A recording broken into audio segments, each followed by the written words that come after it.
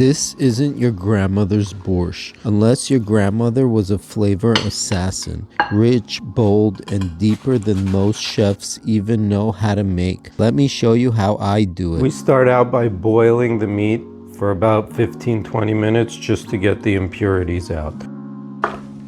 While that's happening, we can take our beets and throw them in the oven.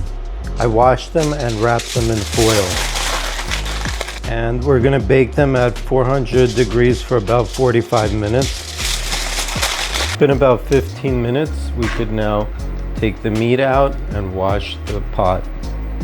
See how much impurities we remove? I have some bay leaves. These are peppercorns and allspice.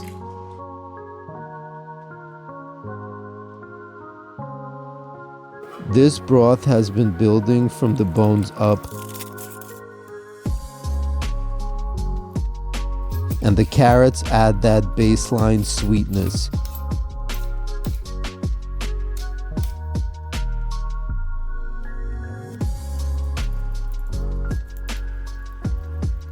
Borscht isn't just soup, it's a sequence, a layer of flavor in every chop.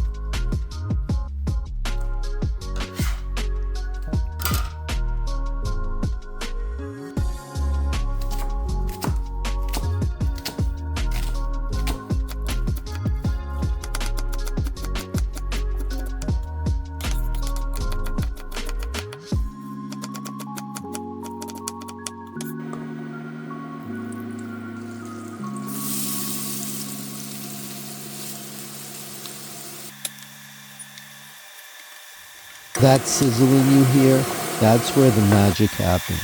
Don't rush this. Always save the beets for last. They'll stain your board, your hands, everything, but they're worth it. Beets bring the color. 1 tablespoon of tomato paste.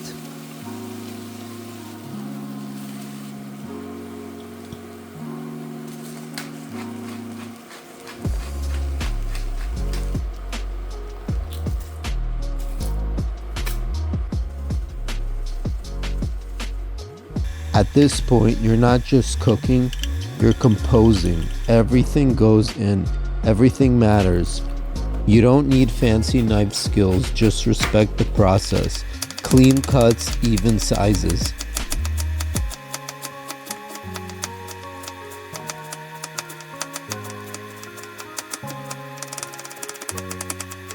Cabbage goes in last so it doesn't turn mushy. The lemon juice and sugar balance the flavors. Usually in a pot like this, it'll be as much as a half to a whole lemon, as much as 1/2 to a whole tablespoon of sugar. Right before you turn off the heat, hit it with 6 crushed garlic cloves, not chopped, crushed. That's the secret. You'll thank me later. And that's it. Full recipe link in the description below.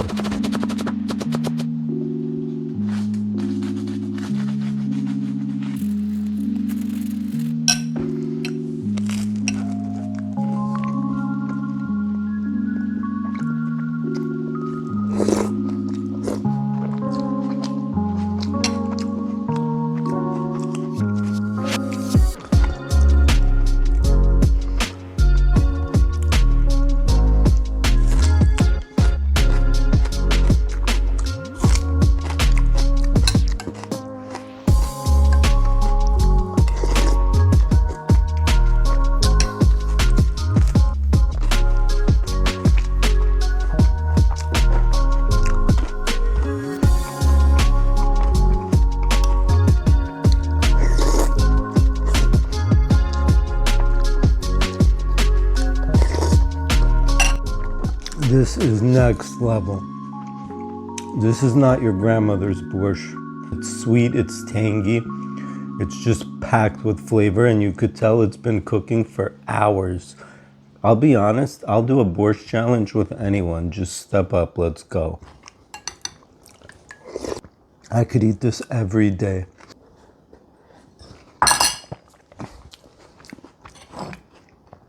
It's a wrap.